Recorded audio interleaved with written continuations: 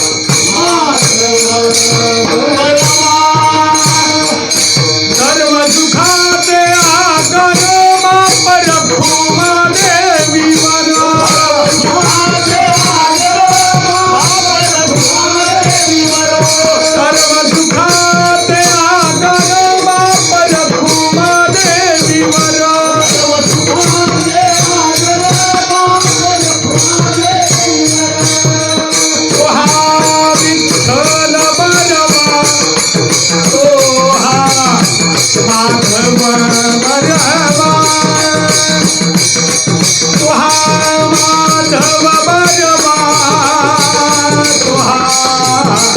माधव बलवा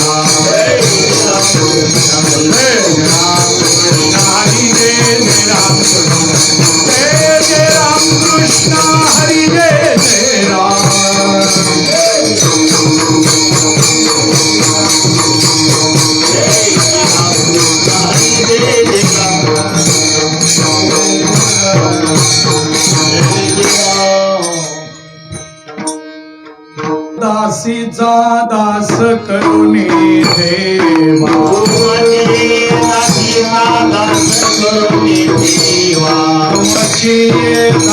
दासीचा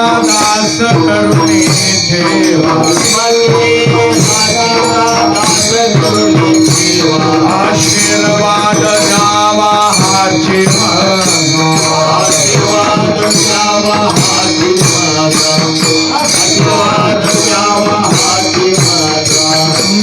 नवविधाताने बोलिले जे भक्ते नवविधाताय बोलिले जे भक्ते नवविधाताय बोलिले जे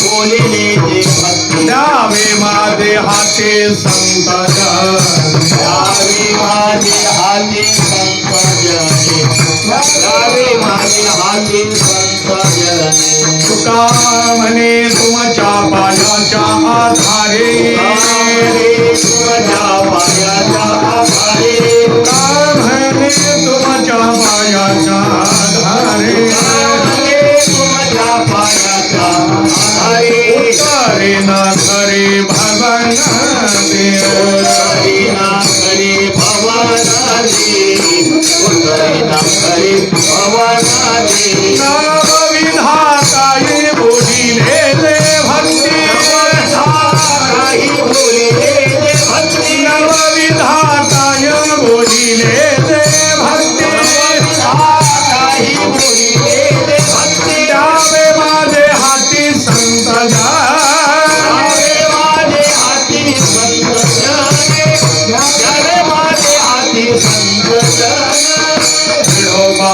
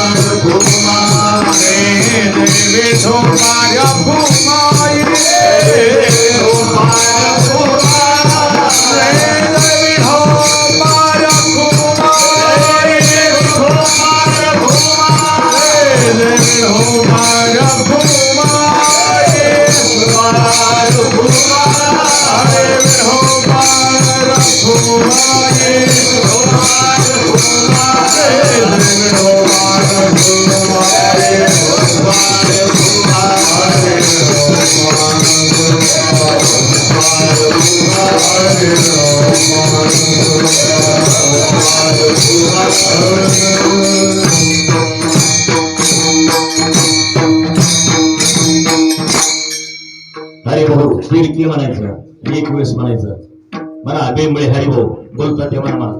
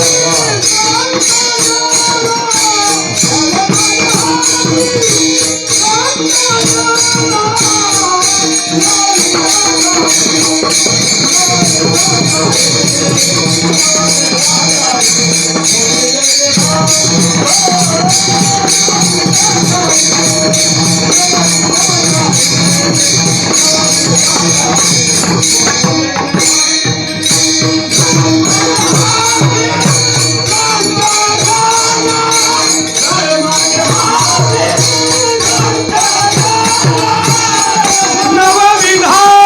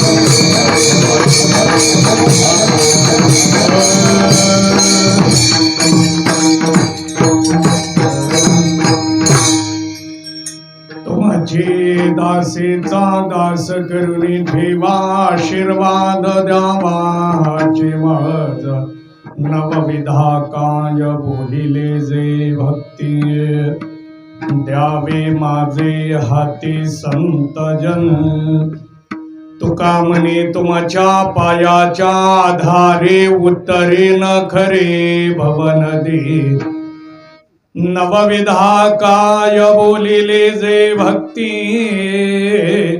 द्यावे माझे हाते संत जन विठला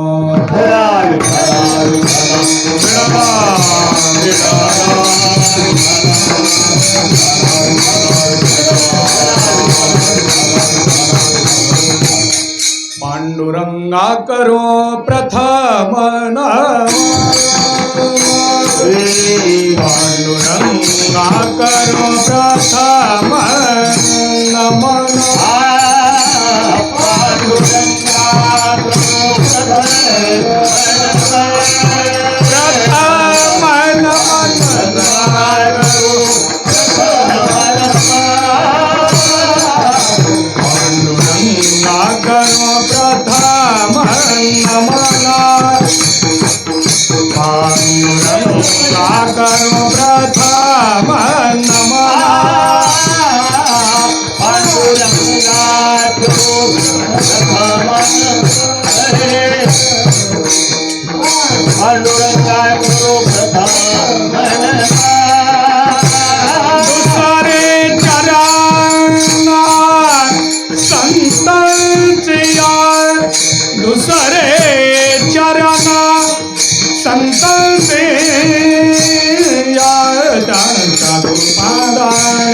कथेचा विस्तार त्यांच्या कृपादाने कथेचा विस्तार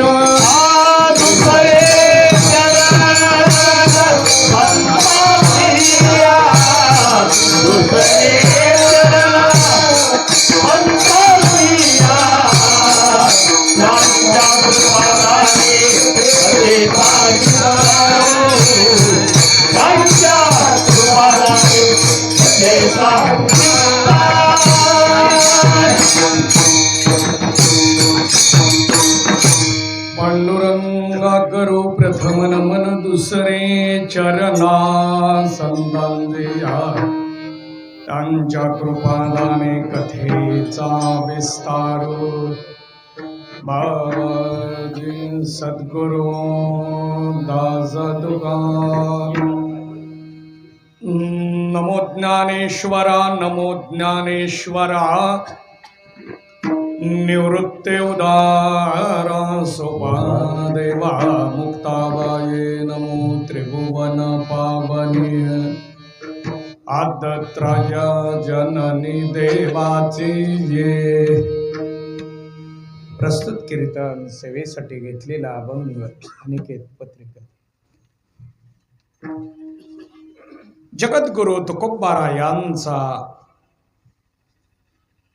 आशीर्वादाचं लक्षण प्रगट करणारा 3 चरणाचा सर्वांच्या पाठातला अभंग आज या ठिकाणी आदरणीय हरिभक्तीपरायण शिवाजी महाराज बारगुळे गुरुजी यांच्या अमृत महोत्सवा प्रित्यर्थ म्हणजे 75व्या जन्मदिनाच्या वर्षपूर्तीच्या निमित्ताने 75 वारकरी संतांचा पतिपत्नीचा सन्मान सोहळा म्हणजेच संत पूजनाचा कार्यक्रम या ठिकाणी आयोजित करण्यात आला.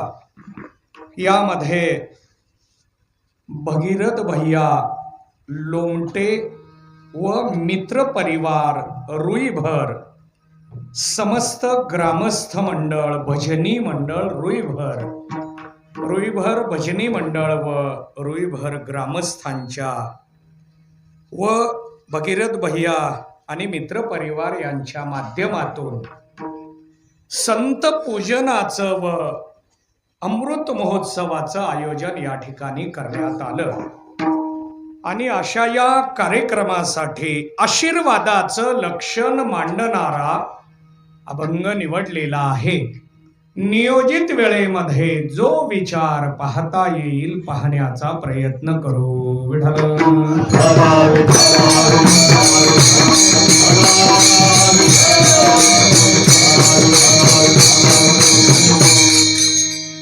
चिंतनाला प्रारंभ करण्यापूर्वी आदरणीय हरिभक्तीपरायण शिवाजी महाराज बारगुळे गुरुजी यांच्या दीर्घायुष्यासाठी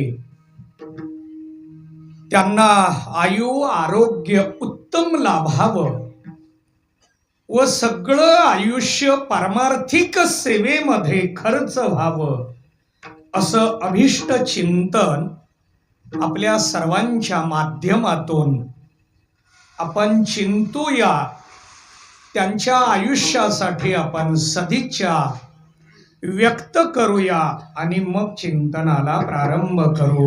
विठ्ठला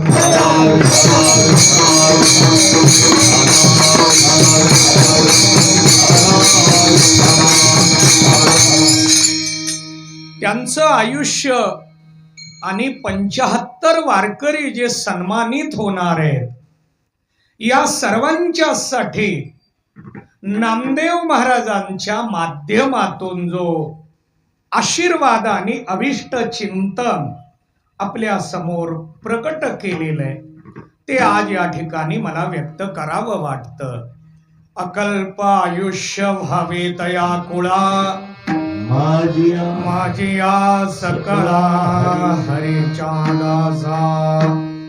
अकल्प त्यांना आयुष्य मिळावं आणि ते सगळं आयुष्य हरिदास म्हणून सेवा या भावातून व्यतीत व्हावं, अशी सदिच्छा आपण या ठिकाणी व्यक्त करूया.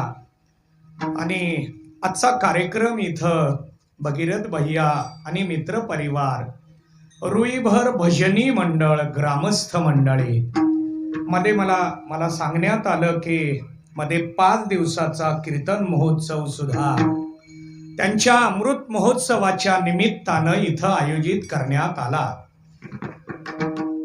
मला आदरणीय हरिभक्तीपरायण पांडुरंग कोळगे आप्पा यांनी हा विचार सांगितला आणि मी विचार केला की अमृत महोत्सवाच्या दिवसानं असा जर कार्यक्रम होत असेल तर याच्यासारखं जीवनातलं दुसरं कोणतंही मोठं भाग्य नाही.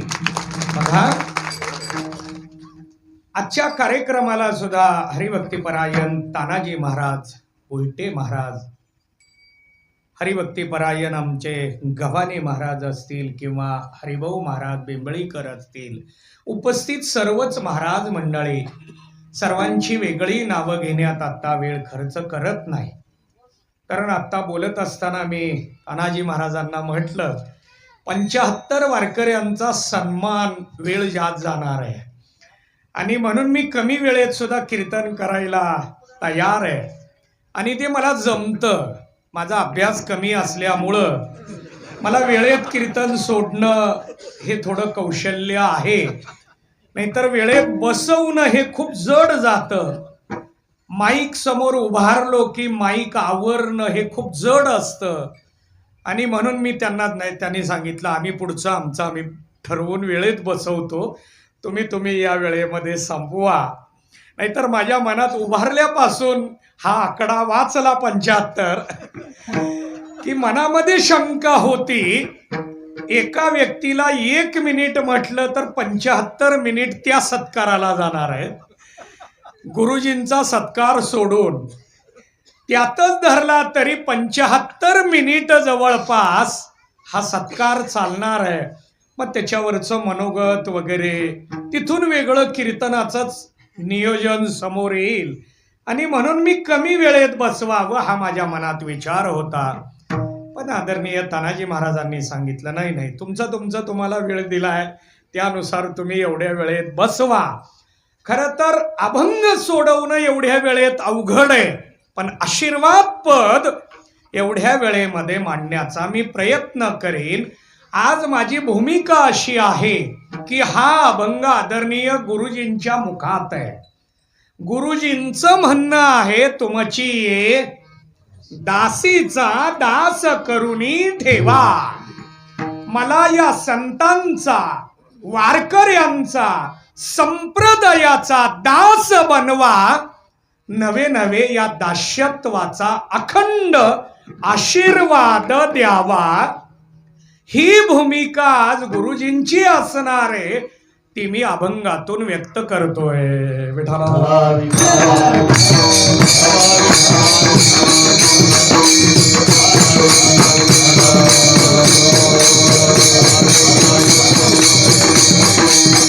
बघा, गुरुजींच्या बाबतीमध्ये बोलण्यासारखं भरपूर आहे.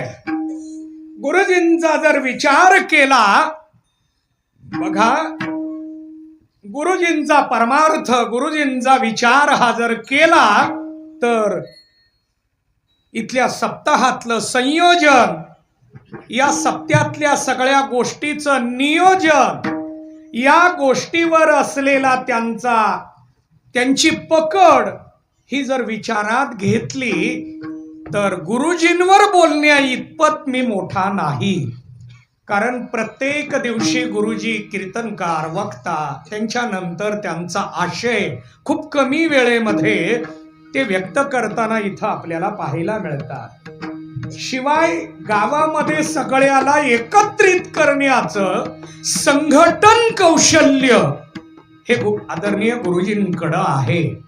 सेवा कशी करावी याचा उत्तम आदर्श म्हणजे गुरुजी आहेत. सेवा कशी करावी याच्यासाठी या गावामध्ये कुठल्या ग्रंथातलं उदाहरण बघायची गरज नाही, कुठल्या चरित्राचा आधार घ्यायची इथं आता गरज नाही. कारण सेवेला एखादा आदर्श आहे का असं जर कुणी विचारायला लागलं तर आपल्याला एक नाव आता देता येणार आहे, ते म्हणजे आदरणीय गुरुजी.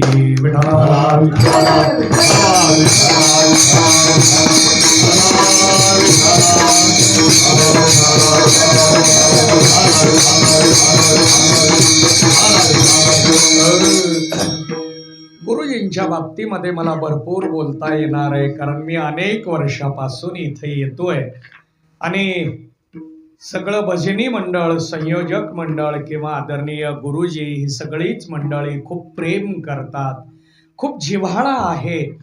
आणि म्हणून ते मला नेहमी सांगतात, पहिला दिवस आम्हाला तुमच्याकडून ऐकायचा आहे, पण दरवर्षी वेगळा ऐकायचा आहे.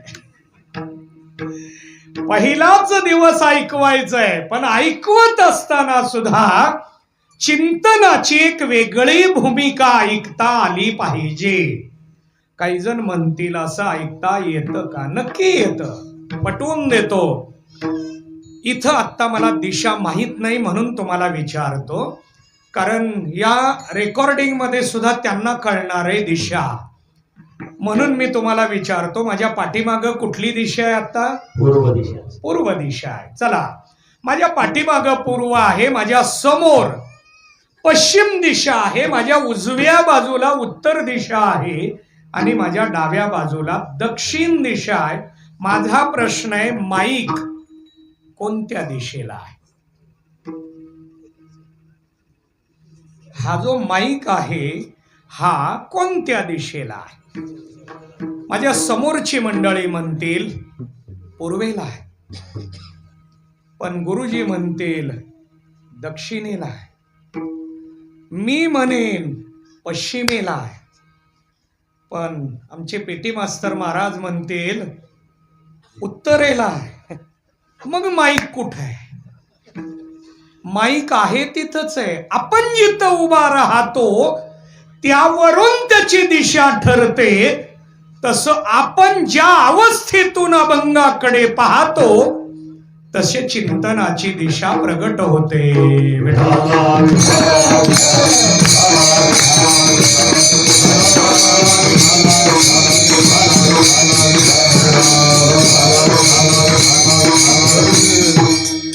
बघा, चिंतनाच्या दिशेला एकाच अर्थाने पाहिलं जातं असं नव्हे. उत्तम अधिकाऱ्याला डोळ्यासमोर ठेवून अभंग सोडवणं, तोच अभंग मध्यम अधिकाऱ्याला डोळ्यासमोर ठेवून सोडवणं, तोच अभंग कनिष्ठ अधिकाऱ्याला डोळ्यासमोर ठेवून सोडवणं, प्रत्येक अधिकारामध्ये भिन्नता आहे. कारण साधन बदललं, फलश्रुती एक असली तरी साधन बदललं जातं. साधन बदलल्यामुळे अधिकाराचा विचार चिंतनात स्वीकारावा लागतो आणि अधिकारानुसार साधनेची गती विचारात घ्यावी लागते. बघा, आम्ही मगाशी आलो, मला यायला थोडासा उशीर झाला. त्याला कारण मी 9 ते 11 कीर्तन ऐकलं आणि नंतर आप्पांनी सांगितलं की नाही, आपल्याला 8 ते 10 करायचं आहे. आणि मग 8 ते 10 करायचं आहे म्हटलं तरी लवकर येण्याचा मी प्रयत्न केला आणि मी जेवायला बसलो की 8ला सुरू झालं. वेळेसाठी आमचे तानाजी महाराज किंवा हे संयोजक मंडळ एवढे तत्पर आहे. ग्रामीण भागात 99.99% वेळेत सुरू होत, पण आतापर्यंत रुईभरला असं कधी झालं नाही. रुईभर मात्र 8च्या अगोदर सुरू करतात. आज मी थोडा लेट आल्यामुळं ते 8ला उभारले, नाहीतर 8ला कीर्तनकाराला विना देता येईल असं उभारून रामकृष्ण हरी सुरू केलं जातं. अधिकाराचा विचार आहे इथं. आम्ही कीर्तनाला किती महत्व देतो. परवाच मी एकाला म्हटलं, परवा का काल परवा, मला सांगितलं की कीर्तनाची वेळ 9:30 रात्री. मग मी विचार केला की एवढ्या उशिरा का, जेवण व्हायला नको का? मग मी म्हटलं जेवणासाठी कीर्तन आहे का कीर्तनासाठी जेवण आहे हे पहिल्यांदा आपण ठरवूया. आणि मग नाही कीर्तन केलं तरी फक्त जेवणावरच भागवलं तरी. मग ती म्हणाली की तुमचं म्हणणं काय? मी म्हटलं थंडी जास्त आहे, लोकांची श्रवणाची मानसिकता जसा उशीर होईल तशी बदलते. 8 वाजता सुरू करू. मग ती 9ला तयार झाली. मला काय चिंतन मांडायचंय, आम्ही कीर्तनाला किती महत्व देतो हा अधिकाराचा विचार आहे. आणि अधिकारानुसार अभंगाकडे पाहिलं जातं. आणि म्हणून पहिल्या दिवसाचं चिंतन हे दरवेळेला एकच असेल असं. म्हणून मला मे महिन्यातल्या पहिल्या दिवसाची सेवा गुरुजींनी दिली आहे परवा. हा कार्यक्रम सांगताना मला ती पण तारीख सांगितली. बघा किती तत्परता आहे. आता त्या तारखा वैशाख महिन्यातल्या तारखा काढल्या आणि ती तारीख आणि ही तारीख एकदाच दिली.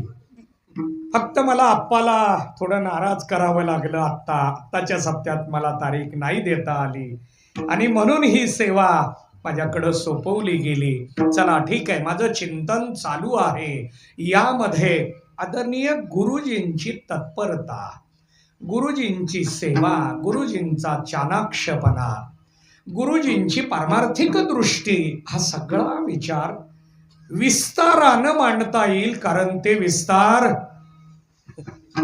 काय अधिकारी होते. त्यामुळे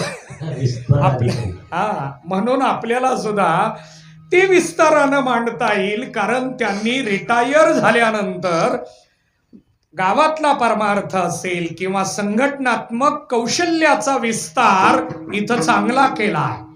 आता त्यांनी नोकरीवर किती विस्तार केला हे मला नाही बोलता येणार, कारण माझी ती चर्चा झाली नाही. माझी ती त्यांच्याबरोबर चर्चा झाली नाही. आता त्या पदाला एक नाव आहे, विस्तार अधिकारी. आता खरंच विस्तार वगैरे हा मुद्दा आता मांडणार नाही, कारण 4 ठिकाणचं रेकॉर्डिंग आहे आणि म्हणून हे महाराष्ट्रात जातं. त्यामुळं त्याचाही विस्तार नको पोचायला.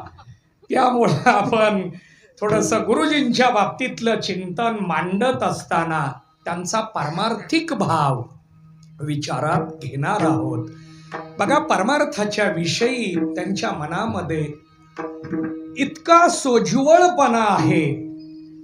गुरुजी म्हटलं की हे एक आधारवड म्हणून या गावामध्ये त्यांच्याकडे पाहिलं जातं. आजाद शत्रू म्हणून त्यांच्याकडे पाहिलं जातं. आता या प्रत्येक पदाचा विस्तार आहे, प्रत्येक पदाचं चिंतन स्वतंत्र आहे. अभंग तसाच राहून जाईल. वेळ आणि त्यांच्यासाठीच आहे म्हटल्यानंतर त्यांचा विचार मांडूनच आपल्याला यावं लागतं. आता त्यांना ते आवडणार पण नाही, पण त्यांच्याकडं पाहत इतरांनी आपला पारमार्थिक प्रवास केला पाहिजे म्हणून त्यांच्याविषयी गौरवोद्गार काढणं हे आजच्या कीर्तनामध्ये कर्तव्याचं ठरतं. खरं तर आपल्याकडे संत चरित्र, वारकरी चरित्र, भक्त चरित्र हे आपण गायलं पाहिजे असा विचार मांडला गेलेला आहे. म्हणून आपण आज आदरणीय गुरुजींच्या बाबतीमध्ये हे चिंतन मांडण्याचा प्रयत्न करतोय. कारण वारकरी संत आणि फक्त संत यामध्ये खूप मोठं अंतर आहे. म्हणून आपल्या समोर एक प्रमाण येतं बघा. विठ्ठला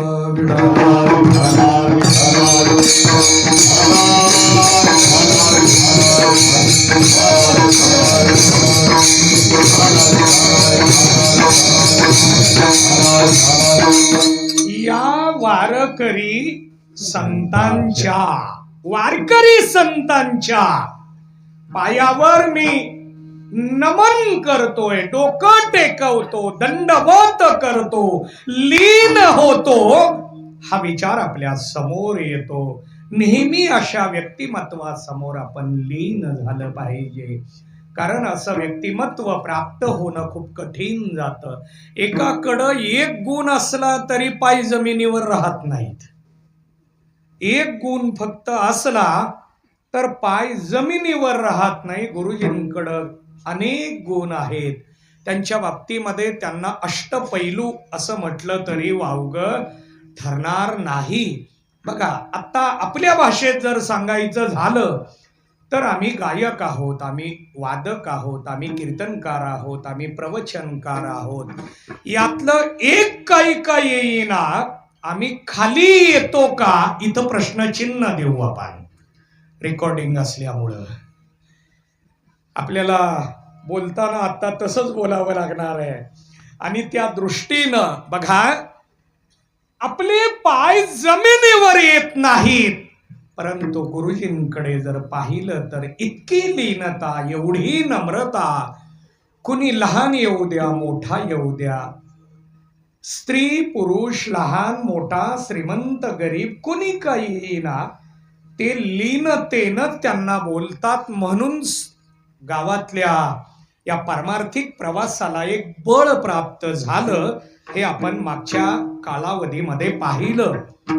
आणि म्हणून त्यांच्या बाबतीतला हा अमृत महोत्सवाचा कार्यक्रम, आणि म्हणून आपण त्यांच्या बाबतीत अभिष्ट चिंतन हे आपलं सुद्धा भाग्य आहे. आपण एखाद्याचा गौरव करायला उभा राहिलो आणि गौरव ज्यांचा करतोय ते जर व्यक्तिमत्व व्यापक, विशाल आणि विलक्षण असेल तर आपल्या वाणीला ते शुद्ध करून जातं. म्हणून आपण भाग्यवान.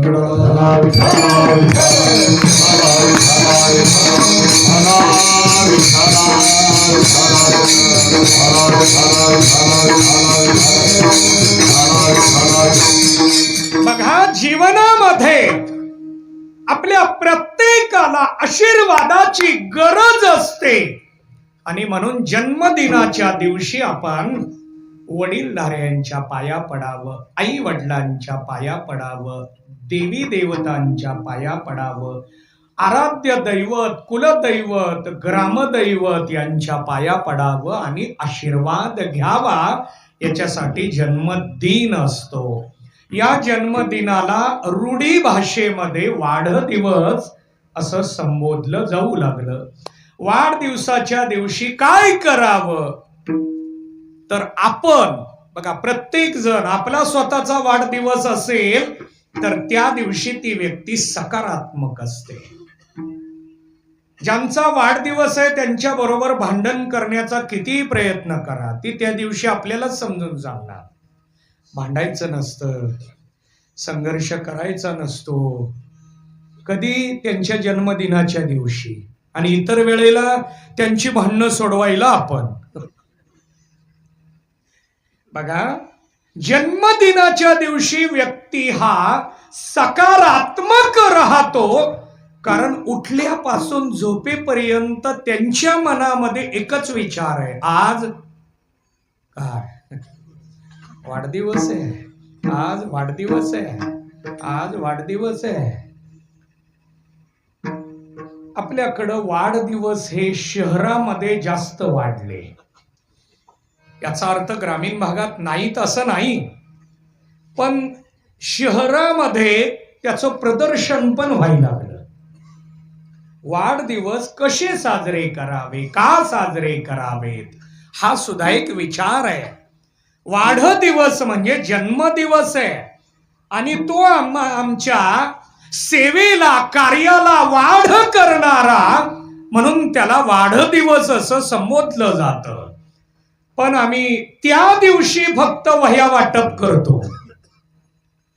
पुन्हा वर्षभर वह्याची आपली गाठभेट वाढदिवसाच्या दिवशी आम्ही थोडस समाज कार्यामध्ये व्यतीत होताना पाहिला दिसतो. आम्ही त्यावेळेला समाज कार्य करावं, आम्ही त्यावेळेला समाज सेवा करावी, देश सेवेविषयी प्रवृत्त राहावं. वाढदिवसाच्या जन्मदिवसाच्या दिवशी आशीर्वाद हा आपला खरा भांडवलाचा विषय आहे, शिदोरीचा विषय आहे. त्या दिवशी आपण आशीर्वादाची शिदोरी जमा केली पाहिजे. काही जण म्हणतील आशीर्वाद हा शब्द फक्त बोलण्यासाठी आहे का सत्यामध्ये उतरतो, वास्तवात काही आहे का?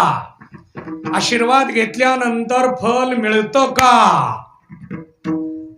काही जण म्हणतील पुराणातलं आम्हाला उदाहरण देऊ नका.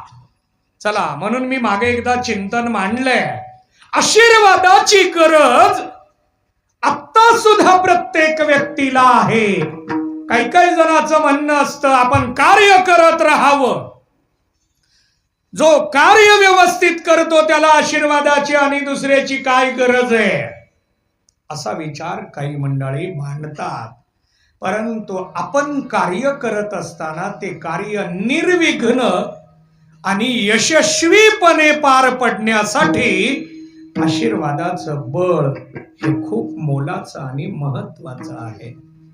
आता हे पौराणिक दृष्ट्या खूप चरित्रातून आपल्याला हा विचार पाहता येणार आहे. बघा, कौरव पांडवांच्या युद्धाच्या प्रसंगामध्ये युद्धाला प्रारंभ होणार आहे एवढ्यामध्ये धर्मराजा युधिष्ठिर रथातून खाली उतरले आणि कौरव पक्षाकडे चालत निघाले. दुर्योधनाने दृश्य पाहिलं आणि दुर्योधन आपल्या मित्राला म्हणजेच कर्ण वगैरे यांना बोलायला लागला आणि सांगायला लागला. आपली विशाल सेना पाहिली आणि बहुतेक पराभव मान्य करायला यायला लागला. दृष्ट्वा तू पांडवानिकं व्यूढं दुर्योधनस्तदा. दुर्योधन हा सगळ्याला दाखवायला लागलाय, सांगायला लागला की हा पराजय मान्य करायला निघाला. परंतु धर्मराजा युधिष्ठिर द्रोणाचार्यांच्या समोर आले आणि त्यांनी साष्टांग प्रणिपात केला. त्यावेळेचे महाभारतातले उद्गार आहेत. धर्मराजा, तू असा एकमेव योद्धा आहे, युद्ध होण्या अगोदर तू युद्ध जिंकलं. हे महाभारतातले उद्गार आहेत. कारण युद्ध करण्या अगोदर जर तू आशीर्वाद घेतला नसता तर तुला या युद्धात पराभव स्वीकारावा, म्हणजेच यश मिळवायचं असेल तर आशीर्वादाची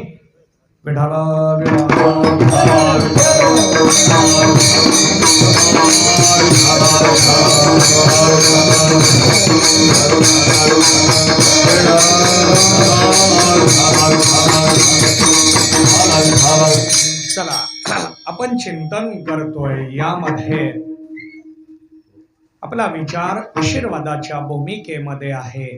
आणि आशीर्वादाचा विचार मांडत असताना बघा,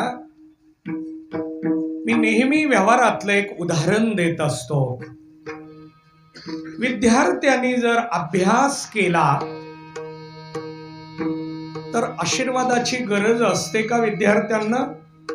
बघा, आपल्याकडं पूर्वी काय होतं, पेपरला जाताना मुलं आई वडिलांच्या पाया पडायचे आणि मग पेपरला जायचे. वार्षिक परीक्षेला तर आवर्जून आई वडिलांच्या पाया पडायचं, मग पेपर द्यायला जायचं ही प्रथा होती. होती म्हणू का आहे म्हणू? बघा, पाया पडून पेपर देणं याच्यावर काही मंडळींचा प्रश्न आहे. पाया पडून पेपर द्यायचा आहे, अभ्यास केल्यानंतर पाया पडायची गरज काय? याला मी नेहमी उत्तर देत असतो, केलेला अभ्यास उत्तरपत्रिका हातात आहे तोपर्यंत आठवला पाहिजे. उत्तरपत्रिका देऊन बाहेर आलं, मित्रांबरोबर चर्चा चालू झाली की मग काही काही मुलं म्हणतात, याचं उत्तर मला येत होतं, मागच्या आठवड्यात 4 जणाला मी सांगितलंय पण मलाच आठवलं, आशीर्वादाचं बळ कमी पडलं म्हणून विस्मरण झालं. आमचं तसंच होतं. कीर्तन दृष्टांत पाठ करून येतो आम्ही आणि माईकवर उभारलो की म्हणून पांडुरंगा करू दुसरे चरणा, पांडुरंगाचा आशीर्वाद, संतांचा आशीर्वाद घ्यावा आणि मग कीर्तन रूपी चिंतन मांडावं. ही प्रथा वारकरी परंपरेत पाहायला मिळते. आशीर्वादाची गरज काय, हा माझा मुद्दा चालू आहे. जन्मदिनाच्या अमृत महोत्सवाच्या निमित्ताने आशीर्वाद मिळाला पाहिजे. खर तर गुरुजींचं भाग्य इतकं मोठं आहे, आशीर्वाद द्यायला एवढे वारकरी उपस्थित आहेत. बघा, नाहीतर फक्त सत्काराचा कार्यक्रम ठेवला असता तर शुभेच्छा देणारी संख्या जास्त दिसली असती, आशीर्वाद देणारा वर्ग जास्त दिसला असता का? इथं प्रश्नचिन्ह देऊ. विठ्ठला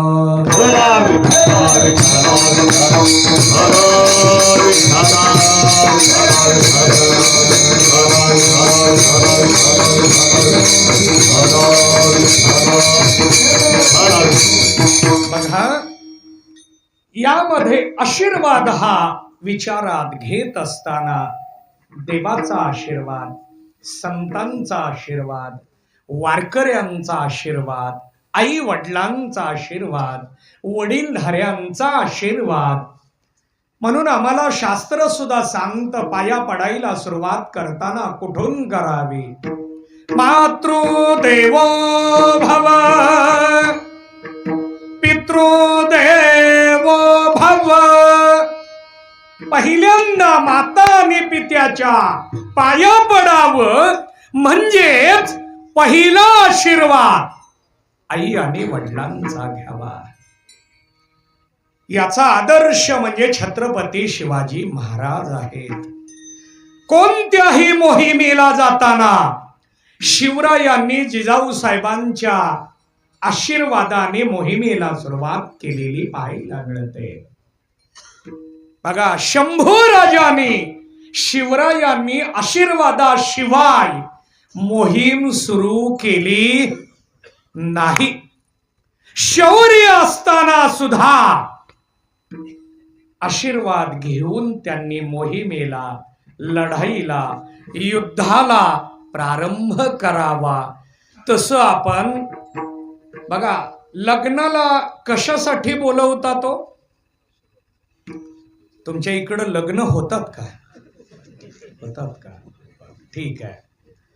आता पुढचा प्रश्न विचारतो, लग्नाला तुम्ही पत्रिका मिळाल्यानंतर जाता का लग्न कळल्यानंतर? पत्रिका मिळाल्यानंतर. पत्रिका सुद्धा मोठ्याने दिल्यानंतर का लहान मुलाकडे पाठवल्यानंतर? किती गोड विचार आहेत आपले, सवयी इतक्या चांगल्या आहेत आपल्या. बघा, लग्नाला हजर राहतो आपण, अवश्य राहावं. कारण लग्नपत्रिकेमध्ये एक वाक्य कायम आहे. लग्नपत्रिकेत एक वाक्य कायम आहे, आमच्या वधूवरास शुभ आशीर्वाद देण्यासाठी सह कुटुंब सह परिवार अगत्य येण्याचे करावे. बघा, आपल्या सगळ्याला लग्नाला फक्त एका गोष्टीसाठी बोलवतात, आशीर्वाद. काही जण म्हणतील, मग आशीर्वाद कोण कोण देतो? अक्षदा टाकणं हा काय आहे? आशीर्वाद आहे. आता आमचं लक्ष नसतं, कारण आपण आशीर्वाद देण्याच्या पात्रतेत आहोत का? प्रश्नचिन्ह देऊ आपण. कारण अक्षदा दुसरी टाकायली की आपण टाकतो आणि गप्पा मारतो. अलीकडं काही जणांचं मोबाईल मध्ये लक्ष ना अक्षदा टाकायच्या.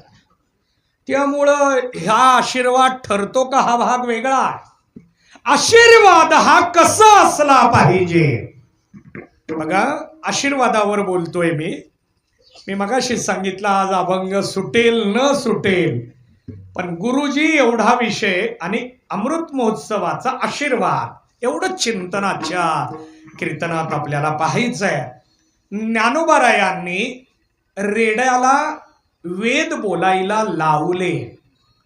पैठणमध्ये काही दिवस ज्ञानोबाराय मुक्कामी राहिले.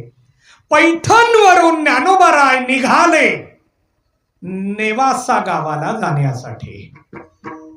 जात असताना बरोबर निवृत्तीनाथ आहे, सोपान काका, मुक्ताबाई, रेडा आहे, रेड्याचा मालक आहे, ही सगळी मंडळी पैठणवरून नेवाशाला निघाली.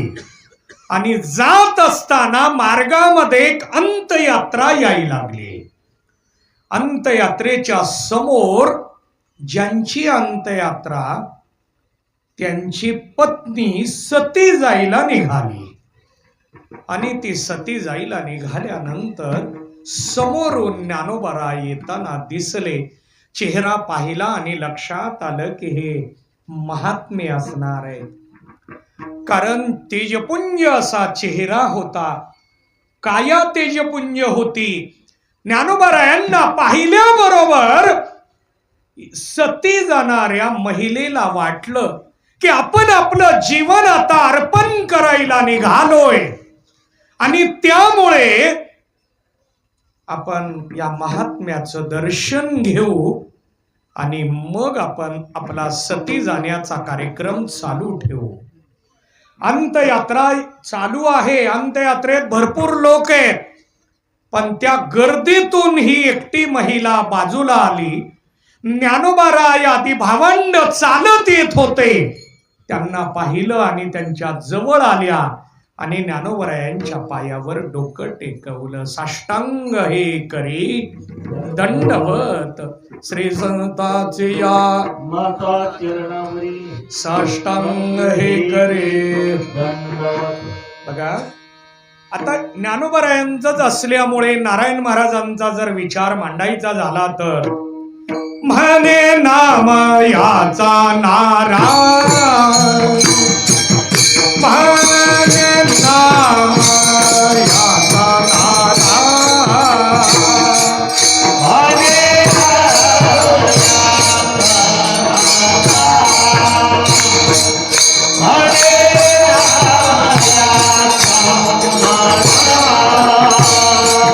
नमन माझे ज्ञानेश्वरा, नमन माझे ज्ञानेश्वरा, संत महिमा वर्णुकी, संत महिमा वर्णुकी, नमन माझे ज्ञानेश्वरा, नमन माझे ज्ञानेश्वरा, संत महिमा वर्णुकी, संत महिमा वर्णुकी.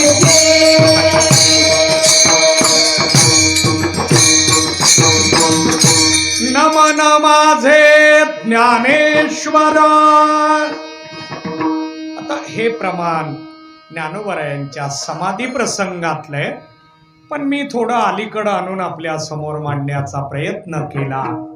सती जाईला निघालेली जी महिला आहे ती ज्ञानोबारायांच्या समोर जाऊन पाया पडू लागली आणि ज्ञानोबरायांनी आशीर्वाद दिला, सौभाग्यवती भव. ती मागे सरकली, नेत्रातून अश्रूच्या धारा आल्या. ज्ञानोबराय म्हणाय लागले, सुहासिनीला हा आशीर्वाद म्हणजे गौरव आहे. सुहासिनीसाठी हा आशीर्वाद अनेक पुरस्कारापेक्षा मोठा असतो. तुमच्या नेत्रातून अश्रू का आले? ती म्हणायला लागली, ही अंत्ययात्रा माझ्या पतीची आहे. पती गेले, त्यांची अंत्ययात्रा, मी सती जायला निघालीये आणि तुम्ही आशीर्वाद दिलाय सौभाग्यवती. माझ्यामुळं तुमच्यासारख्या महात्म्याच्या आशीर्वादाला गालबोट लागणार आहे, म्हणून माझ्या नेत्रात अश्रू आले. मी माझ्या कर्मानं सती जायला निघालीये, कर्मानुसार माझ्या पतीला अंत आलेला आहे, पण आमच्यामुळे तुम्हासारख्या महात्म्यांना काही डाग लागू नये हा भाव माझ्या मनात आला, म्हणून नेत्रात अश्रू आले. ज्ञानोबराय म्हणायला लागले की तुमच्या कपाळावरचं कुंकू पाहिलं आणि आशीर्वाद दिला. आणि म्हणून आशीर्वाद देण्यासाठी सुहासिनीला जर हा आशीर्वाद अपेक्षित असेल तर पाया पडताना ज्यांच्या पाया पडायला लागलो त्यांना कुंकू दिसलं पाहिजे. एवढं तरी काय लक्षात ठेवा, नाही, मोठं लावावं. कारण आता वय लवकर व्हायला लागले. पूर्वी 80 वय झालं तरी चष्मा लागत नव्हता. आता 45ला समोरचं दिसेना. मग कुंकू नाही दिसलं तर आशीर्वाद जाऊ द्या, रेकॉर्डिंग चालू आहे आणि म्हणून आपण त्याचा विस्तार जास्त करणार नाही. मला काय सांगायचंय, आज आशीर्वाद एवढाच माझा मुद्दा आहे.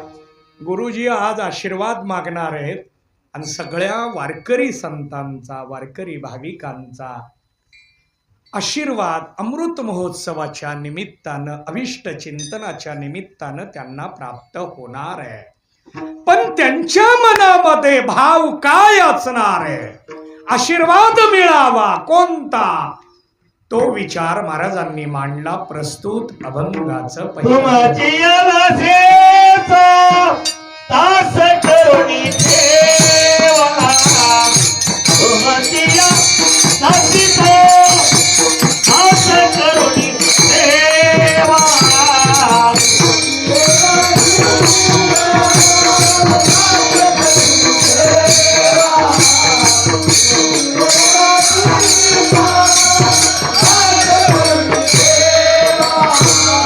आशीर्वाद द्यावा,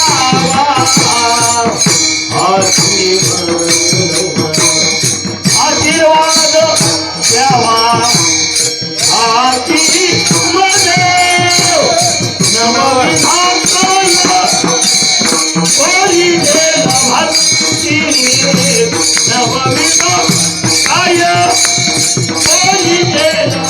बोलिले भक्ती. आशीर्वाद आशीर्वाद नवविधा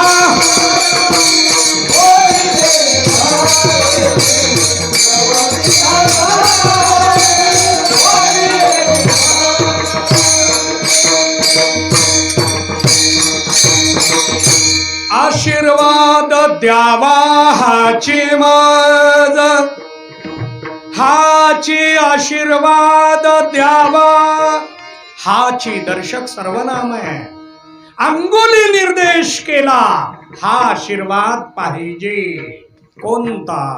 तुमची दासीचा दास करुणी ठेवा, हाचे आशीर्वाद द्यावा. चला, नवविधा काय बोलिले जे, हाचे आशीर्वाद द्यावा. आशीर्वाद कोणता द्यावा याची लक्षणं महाराजांनी मांडलेली आहे. त्याचं चिंतन आपण करतोय. सर्वांनी मोठ्या प्रेमाने एक वेळ भजन करू, नंतर उर्वरित चिंतन. विठोबा रघुबा गोपाल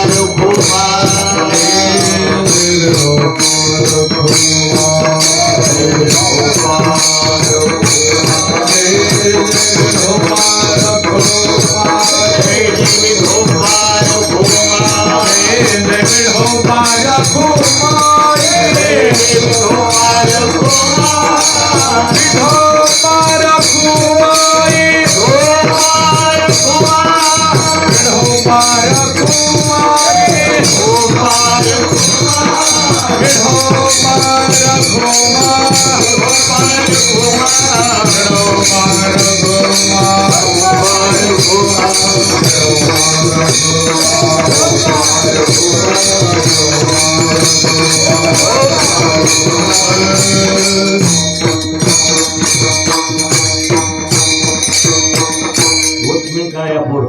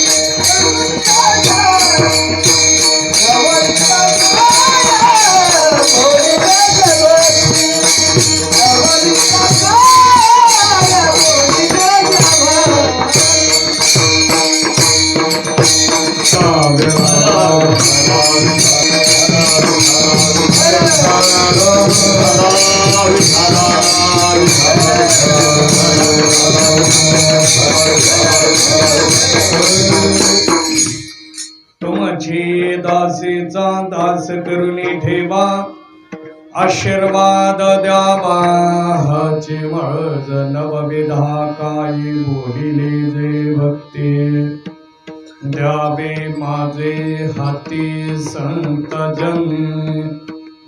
जगद्गुरु तुकोबारायांच्या अभंगाच्या अनुषंगाने आपण चिंतन करत होतो. आशीर्वाद द्यावा, आशीर्वादाची गरज खूप असते. बघा, प्रभू रामचंद्रांनी शिवधनुष्याचा भंग करण्या अगोदर विश्वामित्राचा आशीर्वाद घेतला आणि मग धनुष्य भंग करायला निघाले.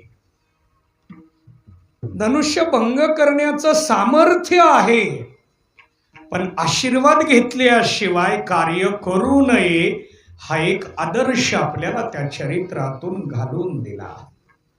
नेहमी आपण कोणत्याही कार्याला प्रारंभ करताना आशीर्वाद घ्यावा, आणि म्हणून सप्त्याला सुद्धा पहिल्या दिवशी मंगलाचरण असतं. आशीर्वाद घेण्याचा हा एक प्रकार आहे. मंगलाचरणात 3 प्रकार आहे: वस्तुनिर्देश रूप, नमस्क्रिया रूप आणि आशीर्वाद रूप. पारमार्थिक कार्य करायचं असेल तरी आशीर्वादाची गरज आहे, तर प्रापंचिक कार्याला आशीर्वाद पाहिजे का नको? विठला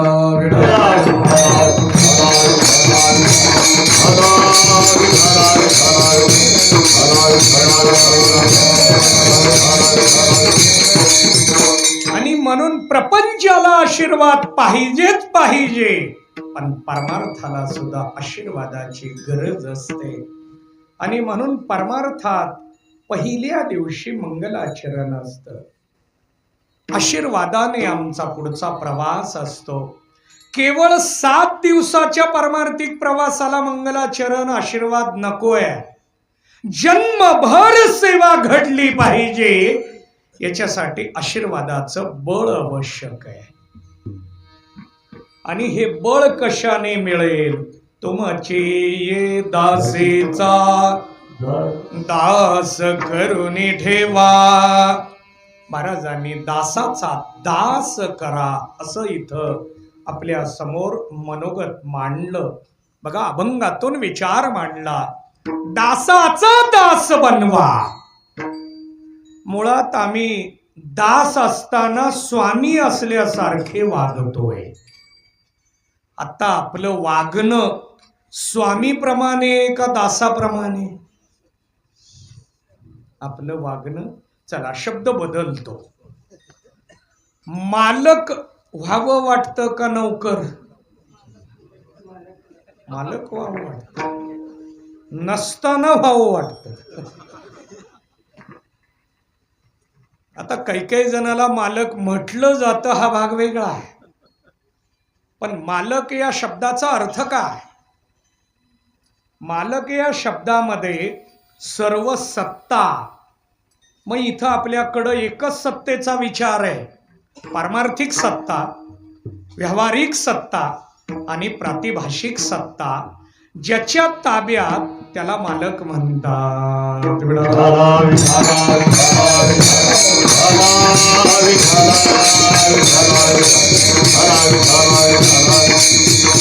बघा, नामदेव महाराजांनी हा विचार आपल्या समोर मांडलाय.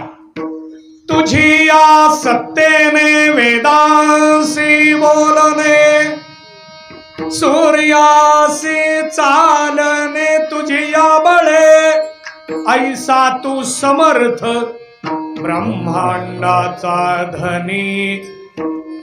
धनी शब्दाचा अर्थ काय? मालक. धनी हा ग्रामीण भागातला शब्द आहे. पूर्वी महिला आपल्या पतीची ओळख करून देताना हे धनी म्हणायचे. धनी म्हणजे मालक. प्रत्येक पत्नी आपल्या पतीला धनी, मालक म्हणायचे. तसं आपल्या प्रत्येकाचा धनी कोण आहे? ज्याच्याकडं तिन्ही सत्ता आहेत तो. आपण मालक नसताना मालक व्हावं वाटतं. आहोत कोण? चला, सेवक आणि दास या 2 पदाचा विचार स्वतंत्र आहे. ज्याला सेवा करावी वाटते त्याला सेवक म्हणतात, आणि सेवा करत मी सेवा करतोय हा भाव ज्याचा संपला त्याला दास म्हणतात.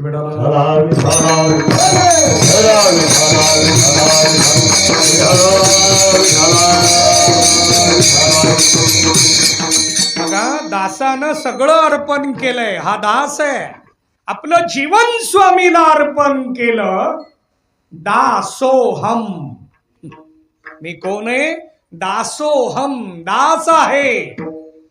स्वामीचा मी अंकित आहे, समर्पण भाव आहे, अर्पण केलंय, सेवा आहे, पण सेवा करतोय हा भाव सुद्धा संपला पाहिजे.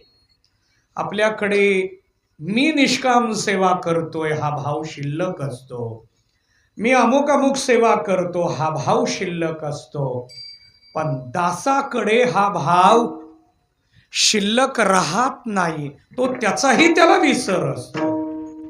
याचं उत्तम उदाहरण म्हणजे हनुमंतराय. आपण रामायणामध्ये हनुमंतरायांचं चरित्र पाहतो. बघा, किष्किंधाकांडापासून हनुमंतरायांचा परिचय रामायणातून समोर आला. सुंदरकांडामध्ये मात्र फक्त हनुमंतराय सुरुवात झाली. सुंदरकांडामध्ये हनुमंतरायाच्या सौंदर्याचा, कोणत्या, बाह्य सौंदर्य नाही, सेवा सौंदर्याचा विचार आहे. आपल्या समोर हनुमंतराय सुंदरकांडात कोणत्या भूमिकेत आहेत आणि किष्किंधाकांडात कोणत्या भूमिकेत आहेत. बघा, हनुमंतराय ज्या वेळेला लंकेमध्ये आले, अशोक वाटिकेमध्ये आले, सीता आई साहेबांना या अगोदर कधी पाहिलेलं नव्हतं, ओळखायचं कसं, आणि म्हणून अशोक वाटिकेमध्ये फिरत असताना लक्षात आलं आई साहेब इथंच आहेत. त्याच झाडाच्या वर बसले आणि सीता मातेला लंकेमध्ये रामकथा ऐकवली. कोणी? हनुमंतराय. बघा, हनुमंतराय लंकेमध्ये जाऊन रामकथा करतात, आपल्याला गावामध्ये सुद्धा, पण इथं नाही. आज सत्यासारखं वातावरण आहे. एक दिवसाचा कार्यक्रम इतका चांगलं नियोजन करणं, यावरूनच आपल्या लक्षात येतं संयोजक, भजनी मंडळ, आदरणीय गुरुजी किंवा भगीरथ भैया, ही सगळी मंडळी, यांच्या या कार्यक्रमावरून लक्षात येतं की त्यांची गावातली पारमार्थिक सेवा आणि प्रेम किती आहे. चला, माझं चिंतन असं चालू आहे की अशोक वाटिकेमध्ये रामकथा सीता मातेला ऐकवली, नंतर परिचय झाला. चरित्र खूप मोठं आहे, माझा वेळ संपत यायला आहे. आणि प्रभू रामचंद्र म्हणतो हनुमंतरायाला पकडण्यासाठी इंद्रजित आले, लवकर आणू आता, नाहीतर रामायण होऊ नये पुन्हा, ते आता ताकापुरतं राहिलं पाहिजे. इंद्रजित आले आणि ब्रह्मास्त्र सोडलं. खरं तर इंद्रजिताचं ब्रह्मास्त्र, कारण इंद्रियावर ज्याचा अंकुश आहे अशा इंद्रजिताकडे ब्रह्मास्त्र असतं. आपण उगाच म्हणतो माझ्याकडं काय ब्रह्मास्त्र आहे, ब्रह्मास्त्र आहे असं आपण म्हणतो, पण आपल्याकडं जाऊ द्या, याचा जास्त नको. इंद्रजिताने ब्रह्मास्त्र सोडलं, त्या अस्त्राचा अपमान नको म्हणून हनुमंतरायाने बांधून घेतलं पाशामध्ये. हनुमंतराय गेले, रावणासमोर नेलं, उभं केलं.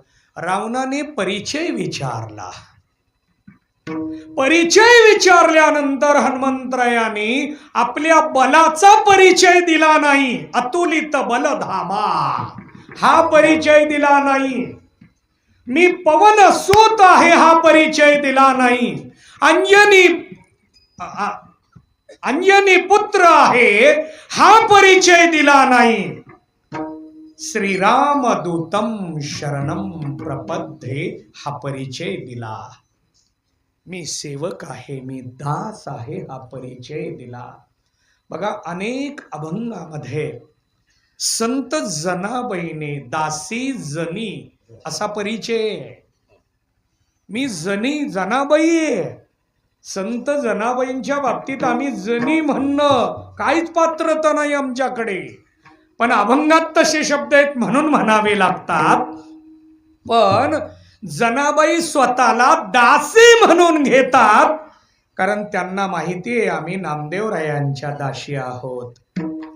तसं इथं तुकोबाराय सांगताय, तुमची ये दासीचा दास करुणी ठेवा, आशीर्वाद द्यावा हाचे मज ज्ञानेश्वर माऊली ज्ञानराज माऊली